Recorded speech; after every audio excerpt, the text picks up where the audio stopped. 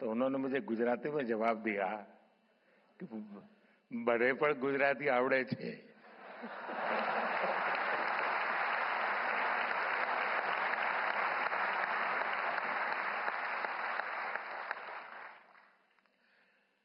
देशाच्या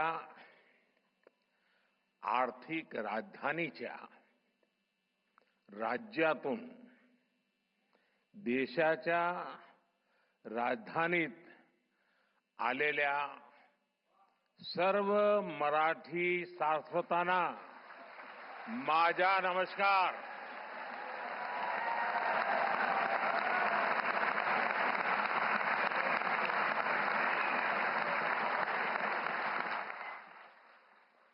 आज दिल्ली की धरती पर मराठी भाषा के इस गौरवशाली कार्यक्रम का आयोजन हो रहा है। अखिल भारतीय मराठी साहित्य सम्मेलन एक भाषा या राज्य तक सीमित आयोजन नहीं है। मराठी साहित्य के इस सम्मेलन में आजादी की लड़ाई की महक है। इसमें महाराष्ट्र और राष्ट्र की सांस्कृतिक विरासत है। ज्ञानोबा तुकारामांच्या मराठीला आज राजधानी दिल्ली अतिशय मनापासून अभिवादन करते हैं।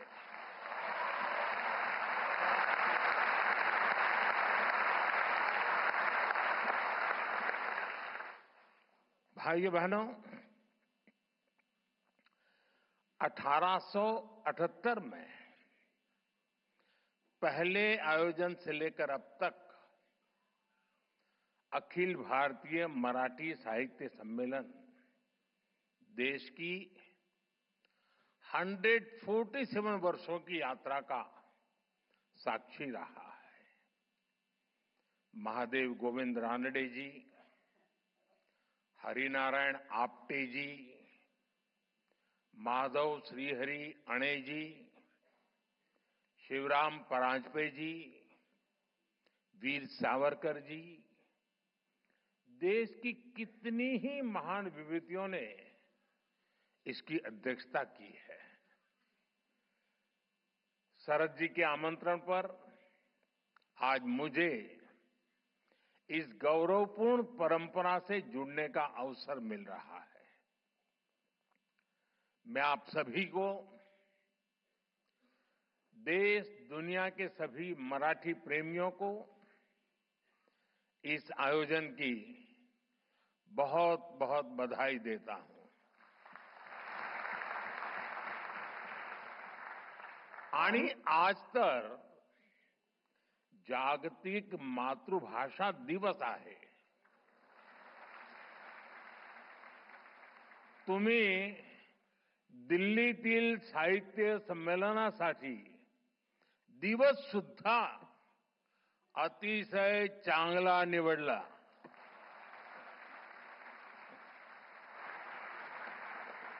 साथियों, मैं जब मराठी के बारे में सोचता हूं तो मुझे संत ज्ञानेश्वर का वचन याद आना बहुत स्वाभाविक है।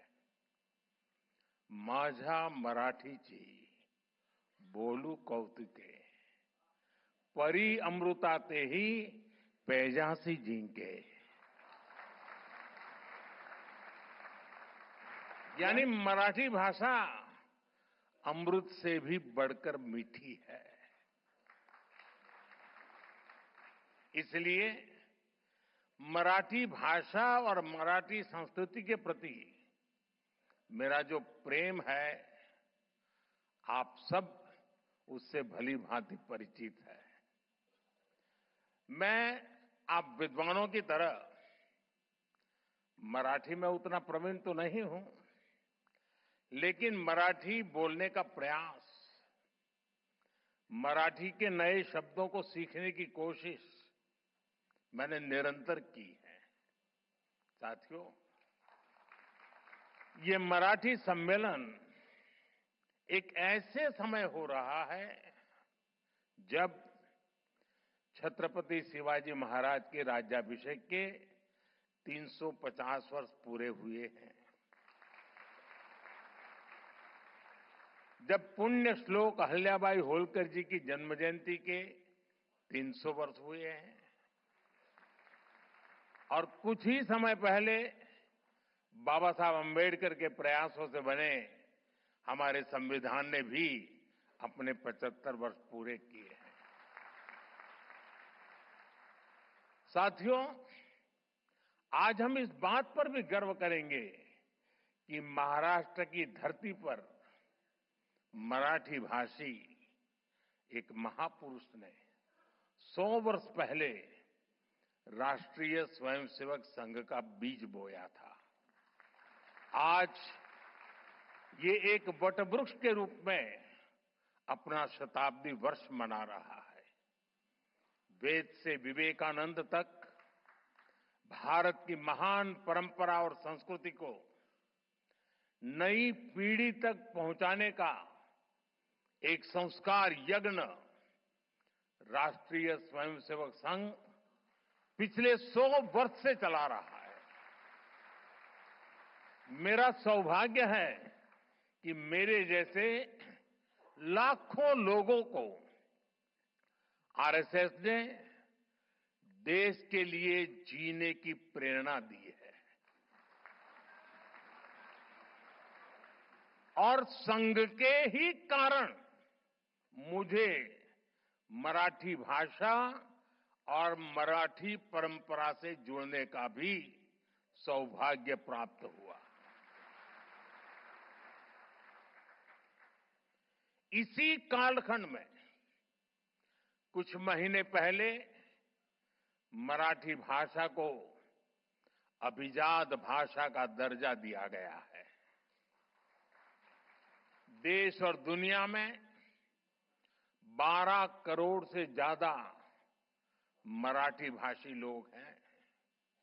मराठी को अभिजात भाषा का दर्जा मिले, इसका करोड़ों मराठी भाषियों को दशकों से इंतजार था।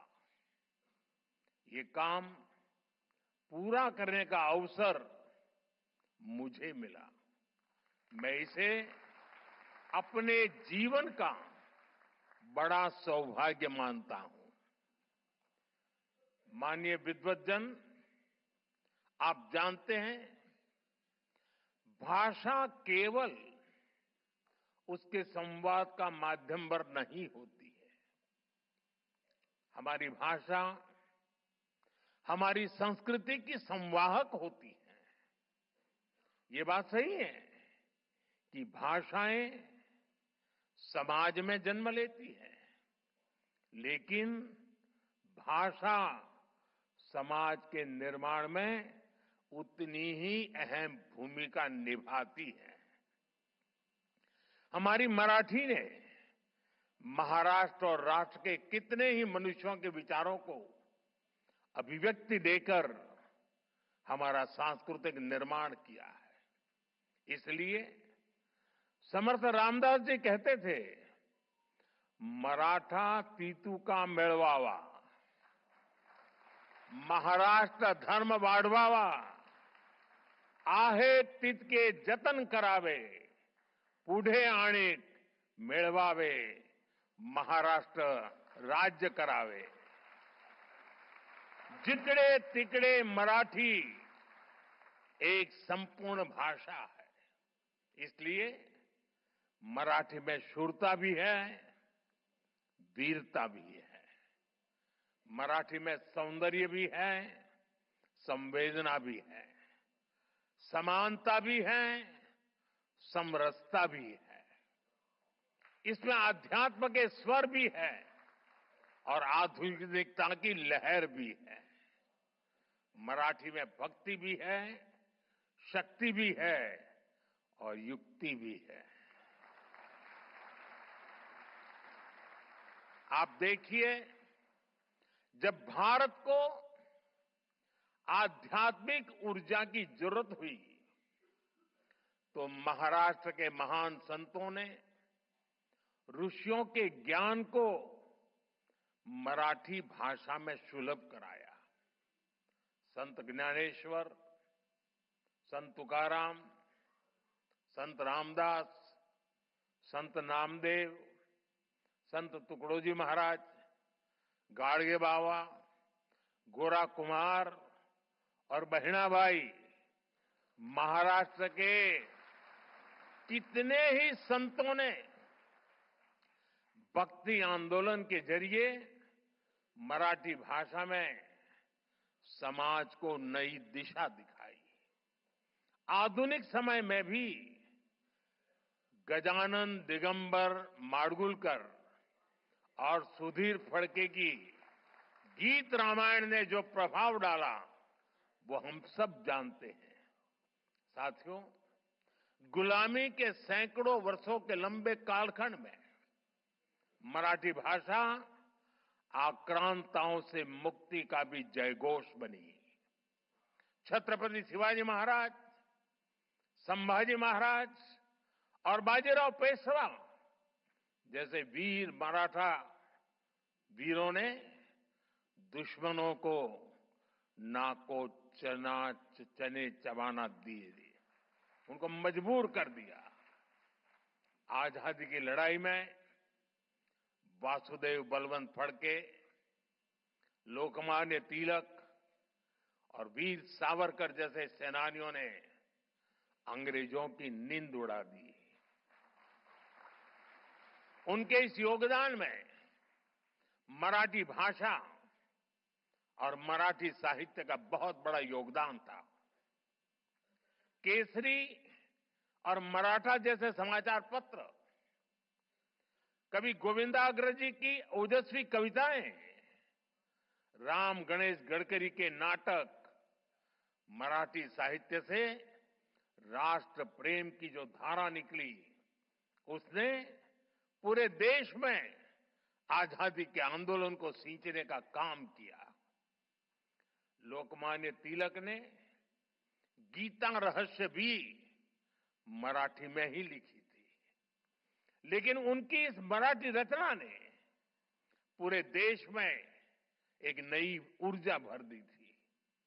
साथियों, मराठी भाषा और मराठी साहित्य ने समाज के शोषित, वंचित वर्ग के लिए सामाजिक मुक्ति के द्वार खोलने का भी अद्भुत काम किया है।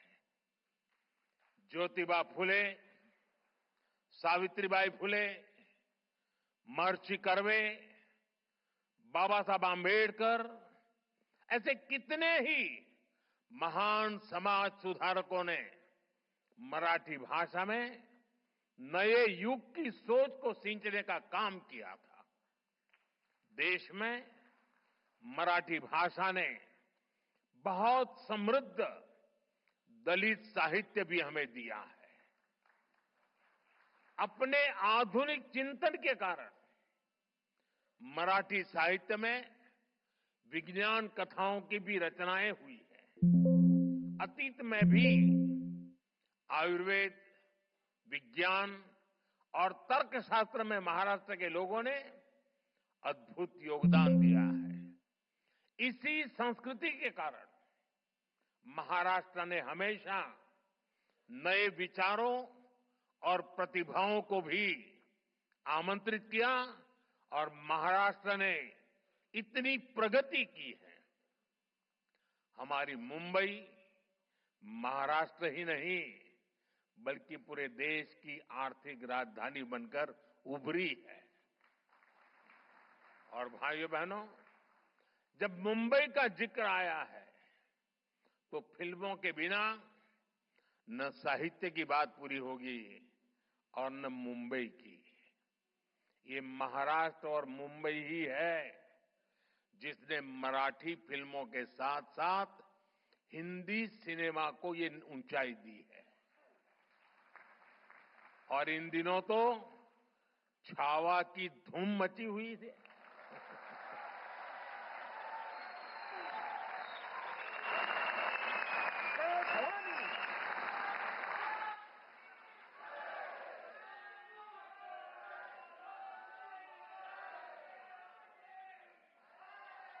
संभाजी महाराज के शौर्य से इस रूप में परिचय शिवाजी सावंत के मराठी उपन्यास ने ही कराया है।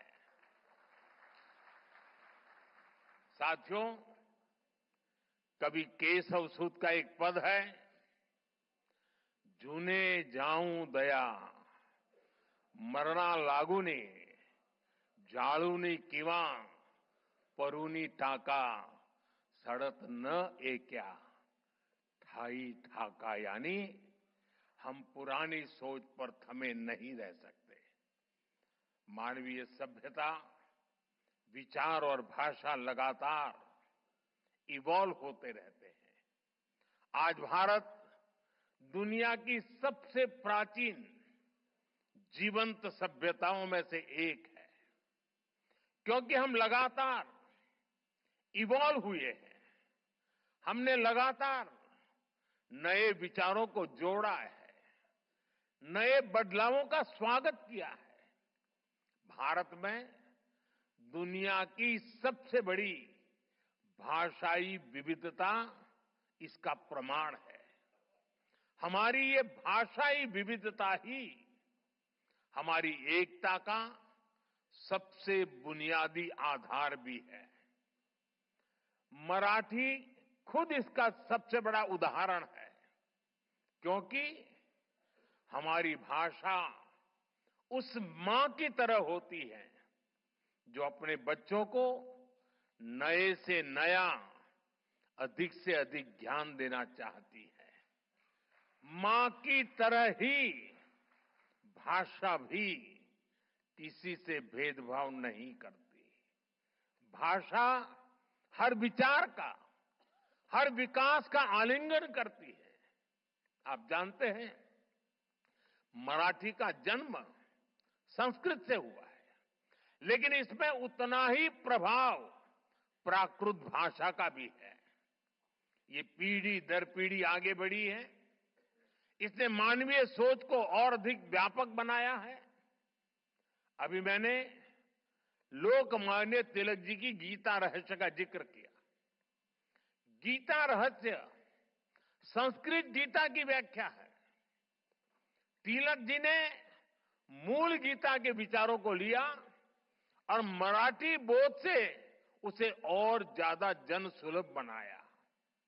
ज्ञानेश्वरी गीता में भी संस्कृत पर मराठी में टिप्पणी लिखी गई। आज वही ज्ञानेश्वरी देश भर के विद्वानों और संतों के लिए गीता को समझने के लिए एक मानक बन गई है। मराठी ने दूसरी सभी भारतीय भाषाओं से साहित्य को लिया है और बदले में उन भाषाओं को भी समृद्ध किया है। जैसे कि भार्गव राम विठ्ठल बरेकर जैसे मराठी साहित्यकारों ने आनंद मठ जैसी कृतियों का मराठी अनुवाद किया। विंदा करंदीकर, इनकी रचनाएं तो कई भाषाओं में आई। उन्होंने पन्नाधाय, दुर्गावती और रानी पद्मिनी के जीवन को आधार बनाकर रचनाएं लिखी। यानी भारतीय भाषाओं में कभी कोई आपसी वैर नहीं रहा। भाषाओं ने हमेशा एक दूसरे को अपनाया है, एक दूसरे को समृद्ध किया है। साथियों, कई बार जब भाषा के नाम पर भेद डालने की कोशिश की जाते हैं, तो हमारी भाषाओं की साझी विरासत ही उसका सही जवाब देती है। इन भ्रमों से दूर रहकर भाषाओं को समृद्ध करना, उन्हें अपनाना, ये हम सबका सामूहिक दायित्व है। इसलिए आज हम देश की सभी भाषाओं को मेन स्ट्रीम लैंग्वेज के रूप में देख रहे हैं। हम मराठी समेत सभी प्रमुख भाषाओं में शिक्षा को बढ़ावा दे रहे हैं। अब महाराष्ट्र के युवा मराठी में हायर एजुकेशन, इंजीनियरिंग और मेडिकल की पढ़ाई वहां का युवा आसानी से कर सकेंगे। अंग्रेजी न जानने के कारण प्रतिभाओं की उपेक्षा करने वाली सोच को हमने बदल दिया है। साथियों, हम सब कहते हैं कि हमारा साहित्य समाज का दर्पण होता है। साहित्य समाज का पथ प्रदर्शक भी होता है। इसलिए साहित्य सम्मेलन जैसे कार्यक्रमों की, साहित्य जैसे जुड़ी संस्थाओं की देश में बहुत अहम भूमिका होती है। गोविंद रानडे जी, हरिनारायण आप्टे जी, आचार्य अत्रे जी, वीर सावरकर जी, इन महान विभूतियों ने जो आदर्श स्थापित किए, मैं आशा करता हूं अखिल भारतीय मराठी साहित्य महामंडल उन्हें और आगे बढ़ाएगा। 2027 में साहित्य सम्मेलन की इस परंपरा को 150 वर्ष पूरे होंगे और तब 100वां सम्मेलन होगा। मैं चाहूंगा आप इस अवसर को विशेष बनाएं। इसके लिए अभी से तैयारी करें। कितने ही युवा आजकल सोशल मीडिया के जरिए मराठी साहित्य की सेवा कर रहे हैं। आप उन्हें मंच दे सकते हैं, उनकी प्रतिभा को पहचान दे सकते हैं। ज्यादा से ज्यादा लोग मराठी सीखें, इसके लिए आप ऑनलाइन प्लेटफॉर्म को भाषिणी जैसे इनिशिएटिव्स को बढ़ावा दें। मराठी भाषा और साहित्य को लेकर युवाओं के बीच प्रतियोगिताओं का आयोजन भी किया जा सकता है। मुझे विश्वास है आपके ये प्रयास और मराठी साहित्य की प्रेरणाएं विकसित भारत के लिए 140 करोड़ देशवासियों को नई ऊर्जा देंगे, नई चेतना देंगे, नई प्रेरणा देंगे। आप सभी महादेव गोविंद रानडे जी, हरिनारायण आप्टे जी, माधव श्रीहरि अणे जी, शिवराम परांजपे जी जैसे महान व्यक्तित्वों की महान परंपरा को आगे बढ़ाएं। इसी कामना के साथ आप सभी का एक बार फिर बहुत बहुत धन्यवाद।